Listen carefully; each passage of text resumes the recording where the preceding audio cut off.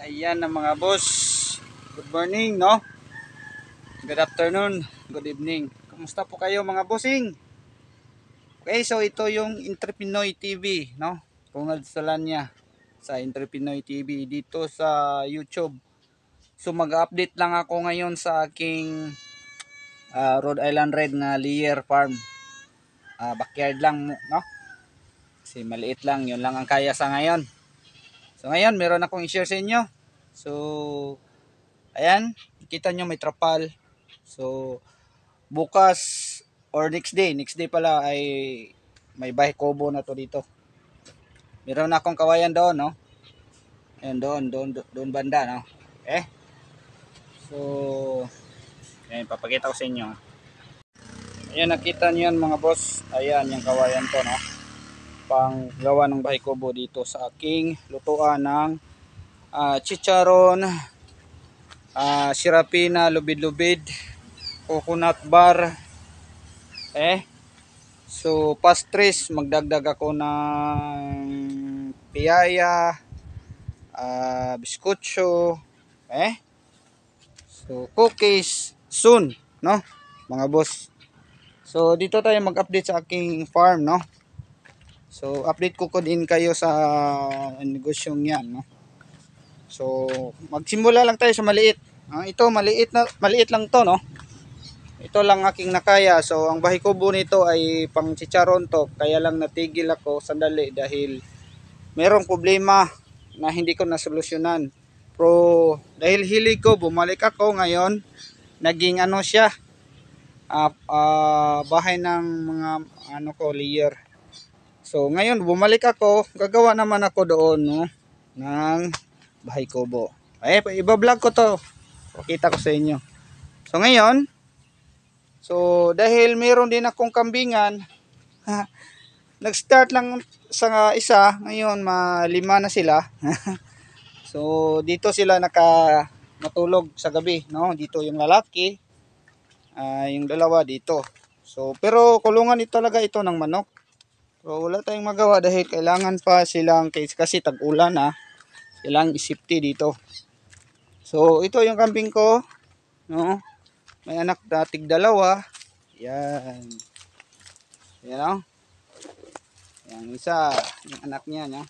Yung isa andun. So update tayo sa Rhode Island Red. So ito yung Rhode Island Red ko, nakakulong dahil tag-ulan. Ayan. Hindi ko pinapalabas dahil basa pa ang lupa. Kasi pag nangingitlog na nadumihan yung itlog, no? Ayan. So ayan ang third batch. Third batch ay 15. Maraming babae. Fourth batch. Ayan, ang fourth batch ay anim lang. Anim lang yung napisa ko, no? So ayan, wala tayong magawa. Anim lang napisa sa fourth batch. Sa ang second batch ito. So ang second batch, ayan, second batch. So 6 na babae at 5 lalaki. 11 lang. So dito tayo sa kabila. Ang first batch. Ito na yung first batch. Mag 3 months. So ganito na sila kalaki pag mag 3 months na sila, no? Ayan, hindi masyadong makita sa camera. Ayan. Ayan. Ang 3 months ko, no? Mag 3 months. So kinakatay ko lang to dahil maraming lalaki. So kailangan ko lang babae. Hindi naman to pwede yung lalaki na i-breed ulit dahil magkapatid nga sila. So inbreeding ang kalabasan. So porkatay ng mga lalaki na yan, kakatay na ako ng dalawa, 11 heads. Hindi kasama yung black na at yung telesaye na babae kasi yan luwano. Hiningi ko lang yan doon sa aking ama. So, mahilig din sa manok pero mga native, pero pagala lang, no? So dito sa akin ay naka-enclose ng, siyempre naka-enclose siya ng net. So ayan. So hindi pa ako nakakulik ng egg. Marami ng egg dyan sa loob sa nilang pugad. Ayan. So ang lalaki ay nandyan, no? Nilagay ko sa pagsamantala lang dyan. Samantala lang yan siya dyan. Ayan. Hindi maklaro. Ayan yun, no? Ayan. So maganda, no?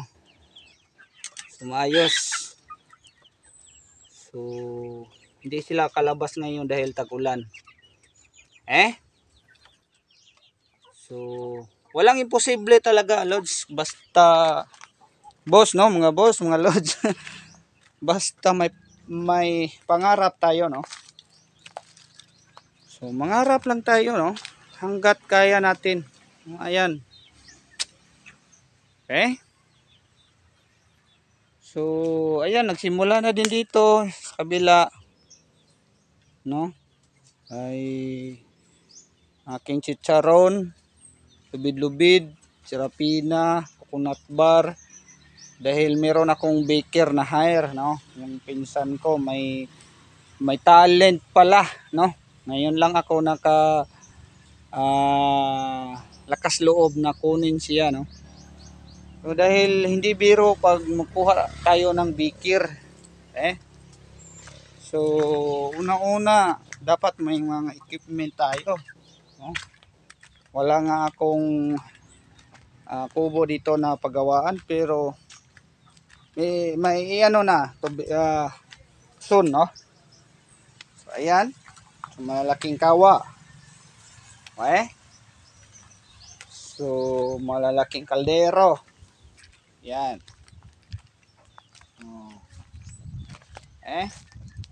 at bilara ng macaroni, ayan, yan bilad, no? Super legit yan, super legit yan ng Mintor, no? Apat yan, so nandito pa yung dalawa,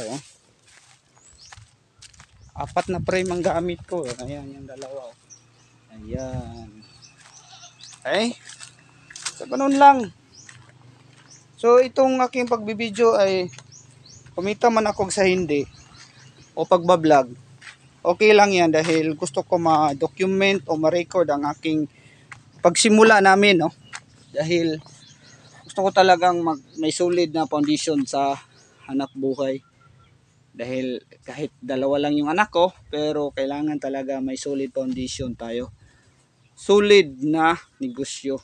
Hindi naman ako makabalik sa corporate. Galing ako sa managerial position, no? Sa microfinancing. So ngayon hindi na yata matanggap. Kaya ayun. Dito na lang.